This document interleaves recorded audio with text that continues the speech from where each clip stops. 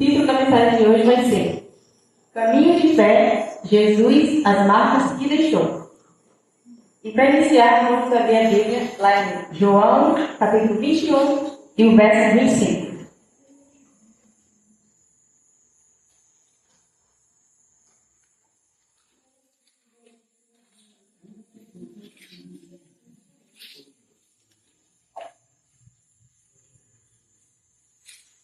João, capítulo 21, verso 25.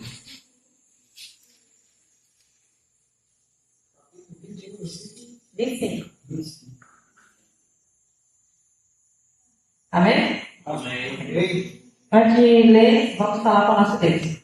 Querido Papai que esteja no céu, Senhor, queremos pedir que neste momento o Senhor esteja conosco, nos dê todo o entendimento e compreensão do que precisamos ler. Sabemos que sem a tua ajuda, sem o poder do Espírito Santo, não vai tentar mais lermos, porque não vamos ter a total compreensão, o entendimento que só o Senhor tem.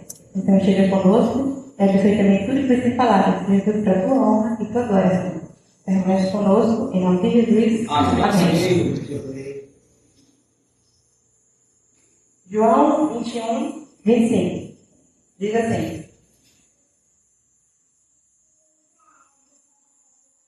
Só um minuto.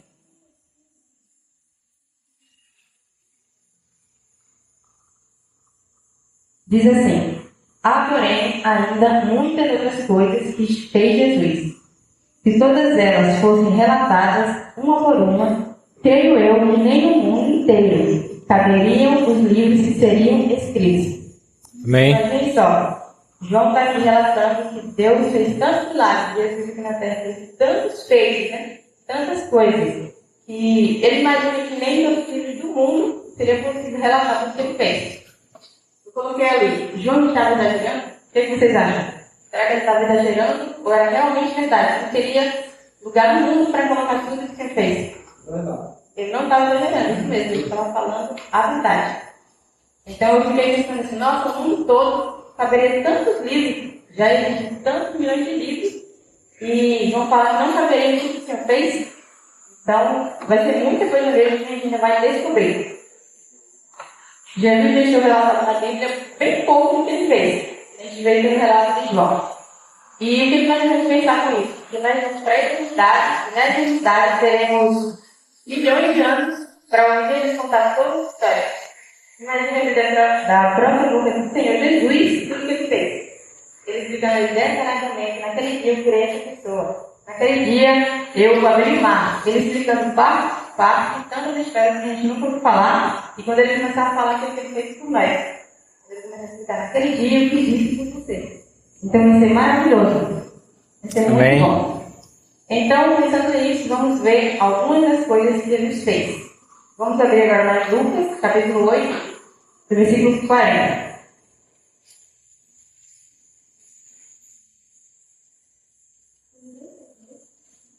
Lucas, capítulo 8, versículo 40.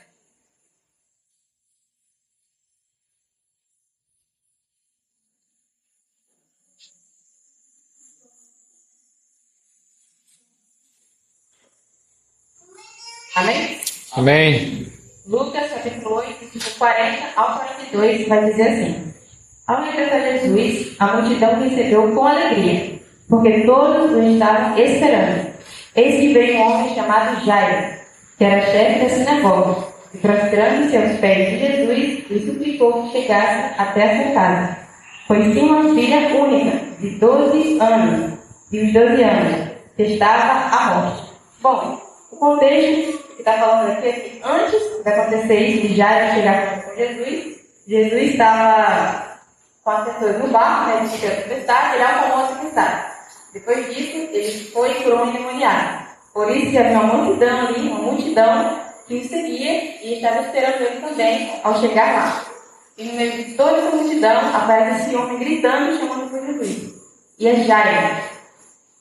E o mais impressionante que acontece é que ele veio correndo e se ajoelhou diante de Jesus. E vocês sabem que não era comum isso acontecer naquele tempo. Por quê? Não era bom andar com Jesus. Não era bonito andar com Jesus. Não era agradável. Por quê? Porque ele era um homem que andava sozinho por aí, pagando era tido como louco, que andava por aí dizendo que fazia milagres em nome de Deus. Jesus era considerado como qualquer. Jesus era tido como um homem que não seguia as regras do povo e não de Deus. Ou seja, ele era tido como alguém ruim porque ele não seguia as regras do povo e sim de Deus. Então era loucura para ele. Ele não entendia por que estava acontecendo. Que interessante, né? Não seguia a multidão e por isso não era interessante estar com ele. Mas por que Jairo veio até lá? Jairo, ele era o chefe da sinagoga. Ele era responsável pela parte espiritual de todo o povo. Ele era alguém muito importante e alguém que era conhecido por todo mundo. Todo mundo conhecia Jairo. E ele não se importava a ideia de que ele deveria depender de alguém ou pedir ajuda a alguém. Mas então por que ele fez isso? Porque ele estava em uma situação muito difícil. A filha dele estava quase morrendo.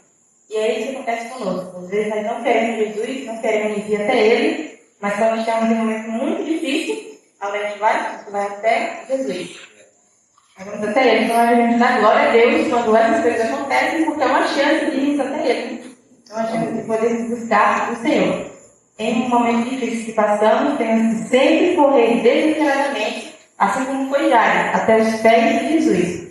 Devemos nos humilhar diante dele, insistir muito, suplicar de verdade, reconhecendo que não podemos fazer nada sem ele. Foi isso que Jairo fez e reconheceu. Naquele momento ele não ficou pensando, nossa, eu sou o chefe da sinagoga, todo mundo me conhece, vão ver como eu joelhei diante dele, esse aqui que parece louco. Olha o que vão pensar de mim. Nesse momento, todo esse pensamento saiu da sua mente. Essa pessoa, minha filha está quase morrendo e eu preciso fazer alguma coisa. É a única chance que eu tenho e eu vou até ele. Então, quando nós entendemos que nós não podemos fazer nada sem ele, vamos tomar essa mesma atitude. E eu fiquei imaginando assim, o que é suplicar, o que é insistir muito, o que é se humilhar diante de Deus. Eu imagino já dizendo assim, Jesus, por favor, salve minha filha, ela está quase morrendo. Você é a minha única solução. Então, é dessa maneira que a gente olha. Nós vamos suplicar, humilhar, conversar com ele como um amigo e pedir de todo o nosso coração. A Bíblia fala que quando a gente pedir de todo o nosso coração, o Senhor vai atender, o Senhor vai ouvir. Sobre as orações, sobre os pedidos, e o Senhor Ele vai nos ouvir. E nós pedimos aquilo conforme Ele sabe que é melhor para cada um de nós. Amém. Continuando agora, do 42. Do 42 até o 48, vai dizer assim. Enquanto ele ia, ou seja, enquanto Jesus ia, as multidões o apertavam. Certa mulher que havia 12 anos vinha sofrendo de uma hemorragia, e a quem ninguém tinha podido curar, e que gastara com os médicos todos os seus haveres. Veio por trás dele e lhe tocou na orla da veste. E logo se lhe estancou a hemorragia. Mas Jesus disse, quem me tocou? Como todos negassem, Pedro com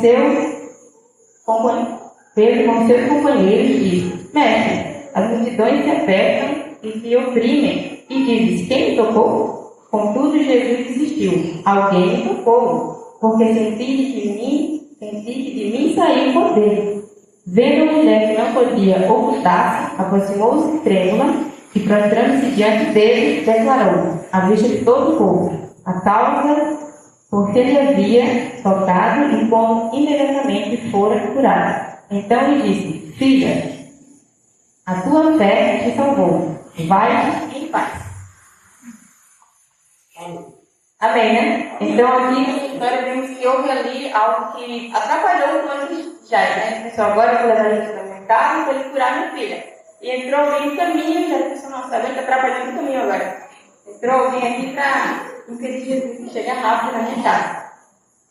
E o que a gente pode tirar de lição daquela mulher? A tamanha fé que ela teve, né? Por causa da sua doença, ela era desejada pelas pessoas. E por isso ela não tinha coragem de chegar e falar com Jesus. Na verdade, nem oportunidade ela tinha de estar ali. E ela ouvia falar de Jesus, então ela pensou, ele tem muito poder. Eu não conheço ele, mas falo tanto dele. Já mexi tanto com os médicos, já mexi todo o meu dinheiro, 12 anos e não tem solução. Será que essa é a minha única solução agora? E a única solução que eu posso ter? Então ela começou ali a alimentar uma fé que Jesus podia salvar ela, podia curar ela. Então, ela foi lá e tocou na mão de Jesus. Ela entrou no meio da multidão. Com certeza, eles bateram nela, porque estava muito apertado. Porque disse aqui que ele apertava Jesus. Imagina ela no meio para conseguir chegar até o Salvador. Mas ela foi e disse que ela tocou no seu veste e foi curada na mesma hora. Não demorou, foi na mesma hora. Tamanha foi a sua fé. Amém. E a pergunta hoje é: será que nós teríamos essa fé? Será que nós temos essa fé? Se nós não temos essa fé, o que devemos fazer? Devemos buscar o Senhor para conseguirmos ter essa fé. Amém. Ele falou que ele está disposto a nos dar essa fé. Ele está disposto a buscar e querer ter essa fé. Querer ter essa fé. Mas ela não teve só fé, ela agiu. Se ela pensasse, Jesus pode me curar. Mas se eu não for lá e pegar a roupa dele, nada vai acontecer. Se eu não for lá perto dele, nada vai acontecer. Então eu preciso ter fé e agir. Se eu não agir, não vai adiantar. Não vai servir.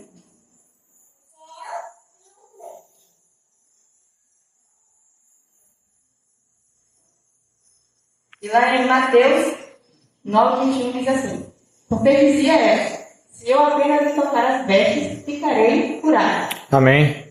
Aqui está especificando, né? O texto que a gente leu não fala essa parte, mas no Evangelho de Mateus também fala a mesma história da mulher que foi curada, né? Com fluxo de sangue. E aí diz que ela pensou, né? Se eu tocar nele, pelo menos, não vou nem falar com ele não sabe quem eu sou, eu não vou nem conversar, mas se eu pegar a roupa dele, ele está curado. Tamanho fé. Imagina isso, a gente doente e um problema, não sei, um câncer. Nós estamos com câncer e eu creio que se eu pegar a roupa de Jesus, eu vou ficar curado. Imagina, eu não conheço ninguém que tenha feito isso e tenha falado isso. Imagina o tamanho de fé que essa mulher teve. Ela teve. E o Espírito de Profecia, ele diz que Cristo sabia todos os seus pensamentos e dirigia os passos em direção a ela. Compreendia a grande necessidade e estava ajudando a exercer a fé. Amém. Então, o Espírito de Profecia, né? Na ciência vamos ver, vai relatar toda a história, dizendo que Jesus já sabia que ela ia aparecer no caminho quando ele ia com Jairo. Ele já planejava, ele sabia que ela vinha na direita, ele já ia ter, porque ele já sabia que ela ia vir. Ele já queria fazer um encontro com ela. Ela tinha um plano, mas como será que eu vou chegar até perto dele? E ele facilitou o plano sem ela saber. Ele já planejava todos os percursos que iria ali acontecer. E enquanto isso, já estava lá, né? Agora, o que vai acontecer com a minha filha, né? Ela está atrapalhando o caminho. Eles param para curar as pessoas e deixam minha filha, ela vai morrer. Eu estava pensando nisso. Será que muitas vezes a gente também fica pensando isso? Ah, o vizinho foi curado, por que a minha filha não foi curada ainda? Porque tantas pessoas são curadas, tantos testemunhos, na minha vida não acontece. Era isso que já estava lá pensando que ia acontecer. Jesus sem poder sair dele. Imagina isso, você imaginar que você tem poder sair dele, da roupa dele. Ele sempre fala, fique limpo, fique curado, levante-se, ande, mas agora pegaram nele e não poder sair dele. Imagina que tamanho de sentimento foi esse. Imagina que tamanho de sentimento. E ele diz, quem me tocou? Imagina ele falar, quem me tocou? E os discípulos falam, tem tanta gente aqui, todo mundo tocando, se batendo, todo mundo se perguntando quem me tocou. Mas ele insiste novamente. No próximo ele fala, em Lucas 8, 45, e no versículo 46 ele fala novamente, mas quem me tocou? Alguém me tocou, porque saiu o poder de mim. Eu sei que saiu o poder. Eu sei que saiu o poder ali grande de mim. A agradecida mulher desejava imprimir sua gratidão ao poderoso mestre, que mais fizeram por ela um único toque do que os doutores tinham feito em 12 longos anos. Mas ela não ousava chegar perto de Jesus e responder que foi ela que tocou ele. Com o coração cheio de reconhecimento, ela procurava subtrair-se à multidão. Ou seja, ela queria se esconder no meio da multidão, enquanto ele perguntava quem me tocou. E de repente Jesus parou e, olhando em volta de si, perguntou, quem é que me tocou? E Jesus sabia que era ela, mas ele queria que ela dissesse, foi eu que toquei o Senhor. Ele já sabia que ela vinha, ele sabia que foi ela que tocou ele, e ele queria que ela respondesse, foi eu que toquei ele, responda que foi eu. E olhando surpreendido para ela, Pedro perguntou, né, Jesus, tanta gente aqui, e você pergunta, quem me tocou? E ele disse, não, mas alguém me tocou. E eu quero que alguém fale, quem me tocou? Ele queria que dissesse ali. de César. E continuando, novamente, ele diz, porque de mim saiu virtude. Ele podia distinguir o toque do contato casual e da multidão cuidadosa e de alguém que tocara com um toque profundo e receber uma resposta. Então ele sabia que tinha diferença de um toque para o outro. Filipe não fez a pergunta por causa de si mesmo. Ele tinha uma lição para o povo, para os discípulos e para aquela mulher. Desejava inspirar esperança nos aflitos e mostrar que fora a fé que trouxera o poder restaurador. A confiança da mulher não deveria ser passada por alto, sem nenhum comentário. Deus deveria ser glorificado por sua grata perfeição. Amém. Cristo desejava que ela compreendesse que ele aprovava o seu ato de fé. Não queria que se afastasse apenas com metade da sua bênção. Ela não devia ficar sem saber que ele conhecia o seu sofrimento, nem seu compassivo amor, e sua aprovação, até que depositara em seu poder, de salvar perfeitamente a todos que a ele se dirigem. Então, Cristo queria que ela mostrasse gratidão e que as outras pessoas vissem, ou seja, testemunhar. O que Deus quer mostrar para a gente? Quando nós temos uma cura do Senhor, quando o poder dele sai, a gente sente o poder dele em nós, em algo que aconteceu em nossa vida, nós vamos testemunhar. As pessoas precisam ver o que o Senhor fez em nossa vida, para que ele seja exaltado, para que eles vejam que o Senhor realmente é poderoso, que realmente existe e está ali fazendo tudo pelo seu povo. Amém. Hoje. E olhando para aquela mulher, Cristo olhou nos seus olhos e ele insistiu em saber quem o havia tocado. Vendo que era inútil ocultar-se, ela se adiantou tremendo e prostrou-se em seus pés. Com lágrimas de gratidão, tocou-lhe perante todo o povo, porque ele tocara nas vestes. E como havia sido imediatamente curada, temia que seu ato em tocar-lhe a vestimenta fosse uma presunção. Mas nenhuma palavra de censura saiu dos lábios de Jesus. Só proferiu palavras de aprovação. Estas provinham de um coração de amor, cheio de simpatia pelo infortúnio. Jesus disse, tem bom ânimo, filha. E ele falou isso suavemente. A tua fé te salvou. Amém. Agora vai em paz. Glória a Deus. Então Jesus estava levantando a fé dela. E foi a crença dela no poder de Deus, tamanha fé que salvou ela. Então ele queria mostrar isso para os discípulos e para a multidão. Olha essa mulher, tamanha fé. E ela nem me conhece, nem está andando comigo. Vocês andam e não têm essa fé. Não têm a mesma fé. Os discípulos veio para várias pessoas e não tinham tamanha fé como aquela mulher teve. E a multidão toda tocava em Jesus. Todos queriam falar com ele. E todos queriam cura.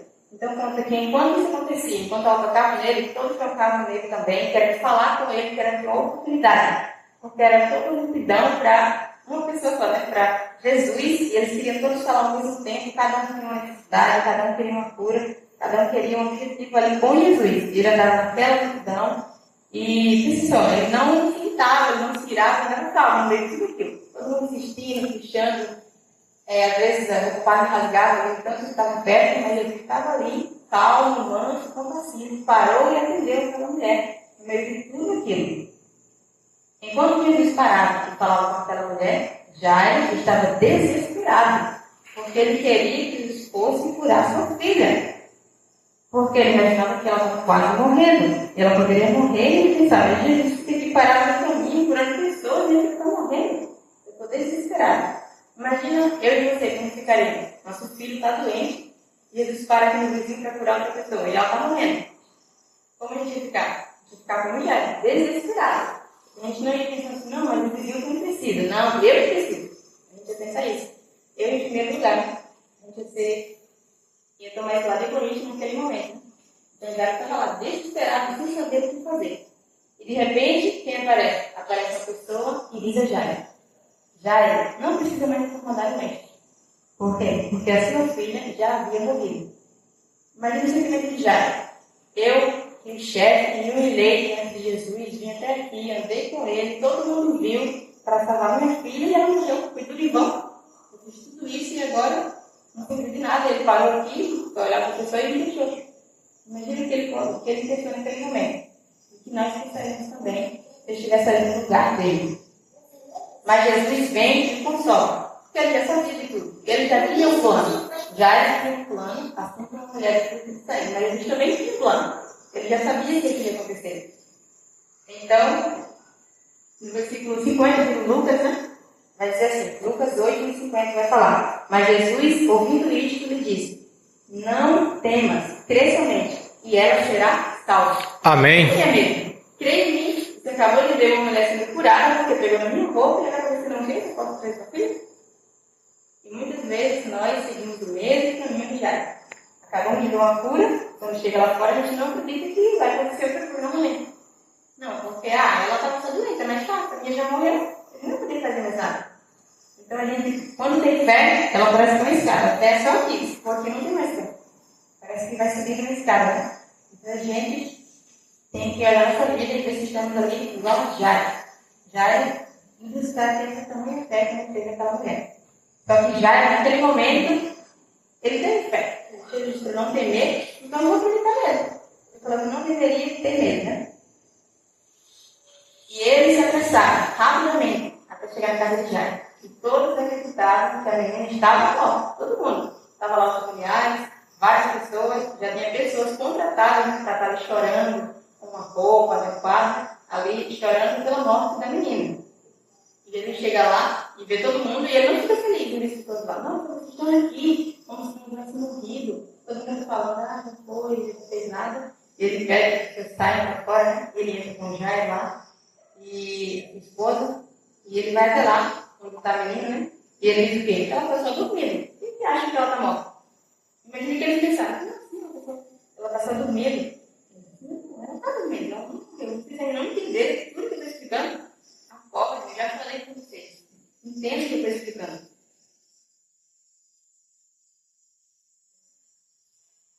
E Jesus aproximou-se do leito e, tomando a mão da menina, na sua, proferiu brandamente, na linguagem familiar de sua casa, as palavras: menina, a ti te digo, levanta-te. Amém. Então, essa frase que falou, levante-se, e na mesma hora, ela ressuscitou naquele momento, e se mostrou também, não, estava dormindo. Eu falei, não vou acreditar. Então, Jesus já tinha um plano. Ele sabia que ela estava dormindo, mas no plano deles, ela já morreu. Então, não tem o que fazer. Quem a gente tem que fazer alguma coisa? O meu plano deu errado, não tem o que fazer. E nós vamos saber que Jairo, quando ele acreditou em Jesus, ele fez igual a nós, quando nós falamos assim: ah, já fui no médico, já fiz isso, já fiz aquilo, não tenho dinheiro, e agora é só Deus. É só Deus que pode fazer alguma coisa. Foi o que eles pensaram, só Deus agora. Só Deus podia fazer aquilo. E realmente só Deus podia fazer mesmo. E ele foi e trouxe ela ali novamente. Porque todas as coisas são possíveis para aquele que crê. Amém. Tudo é possível para Deus, mas temos que crer e confiar, porque Ele pode fazer, e assim Ele fará. Amém. Nessa história, vemos que Deus tem planos para cada um de nós. Já ele tinha planejado que Deus chegasse rápido em sua casa para salvar sua filha. Ele pensou: se ele chegar rápido, ele salva ela. Se demorar, não tem como. Esse era o plano de Jairo. E Deus disse: Deus mudou o plano de Jairo. Ele disse: não, meu plano é melhor que o seu plano. Porque assim você vai exercitar a fé e a confiança em mim. E as pessoas vão ver o meu poder através da sua vida. A mulher com o fluxo de sangue tinha plano de se esconder na multidão. Depois que ela foi curada, ela pensou: agora eu vou me esconder, eu não vou mais aparecer aqui. E Deus mudou seus planos. Não, eu vou falar, eu vou procurar ela, vai chegar de frente a ela, ela vai ter que falar. Porque o meu plano, as pessoas saibam que eu fiz por ela, para que elas possam ter fé também, e que elas tenham um testemunho vivo do que eu fiz. Então, o plano dele era melhor que o dela novamente. Isso é como de Jairo. Então, o que vemos? Os planos de Deus são sempre melhores que os nossos. Amém. Em todos os momentos, temos que entender que o plano de Deus será sempre melhor que o nosso. E em Jeremias 29, 11 vai dizer assim: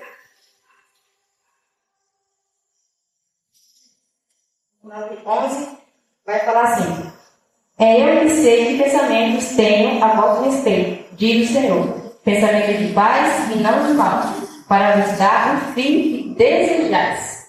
Amém. Então, nós vemos, Deus falou os planos dele, os pensamentos dele para nós é muito melhor. Jairo queria o quê? Queria que sua filha fosse salva. Deus mudou o plano, mas no final ele recebeu o que ele queria. Ele queria a salvação da sua filha. Enquanto a mulher do sangue queria também ser curada. E Deus mudou todo o plano e no final ela teve o que ela desejava, o que ela almejava. Então é isso que está dizendo aqui. Deus tem o melhor pensamento e o plano para cada um de nós. Mesmo que mude ali o caminho, a rota, no final ele vai dar aquilo que a gente deseja. Aquilo que conforme a vontade dele. Porque o plano dele é de bem e não de mal. Amém. Ele não quer nada de mal para cada um de nós. Ele só quer coisas boas e o bem. E ele sabe qual é o fim de todas as coisas. Então, ele já sabe tudo que vai acontecer na nossa vida e vai querer encaminhar tudo para o bem. Mas para isso temos que permitir que ele possa assim fazer. E em Provérbios 16:3 fala assim: consagre ao Senhor tudo que você faz e os seus planos serão bem sucedidos. Amém. Então, se nós consagrarmos ao Senhor toda a nossa vida, tudo que fazemos, os nossos planos serão bem sucedidos. Então, irmãos, temos que colocar a nossa vida toda na mão de Deus. Todas as coisas. Todas as áreas da nossa vida. Nosso trabalho, nossa vida estudantil, nossa família, nosso casamento, nossa vida espiritual, nossa mente, física, tudo. Se tudo estiver nas mãos do Senhor, Ele vai traçar os melhores planos e nós vamos enxergar esses planos e vamos andar por eles. Quando a gente não entender, mesmo assim, Ele vai dizer: continue, prossiga. Quando o povo de Israel, né? Eles estavam no Egito, eles foram passar pelo mar. O mar se abriu, né? Antes de se abrir, eles viram o exército atrás e o mar na frente. Não tinha para onde correr. Eles pensaram: o que vamos fazer agora? Ele disse: continue, marche. Eles não sabiam o que ia acontecer, mas eles foram. E o mar abriu. Então, Amém. fazer a mesma coisa conosco. Ele vai dizer que continue. Mesmo se você não entender ou não compreender, você tem que continuar. Porque lá na frente, assim como Jairo e a mulher, eles viram que o plano de Deus era o melhor. E Ele concedeu a eles o que eles queriam e da melhor maneira. Eles tiveram grande fé e foram testemunhas para milhares de pessoas.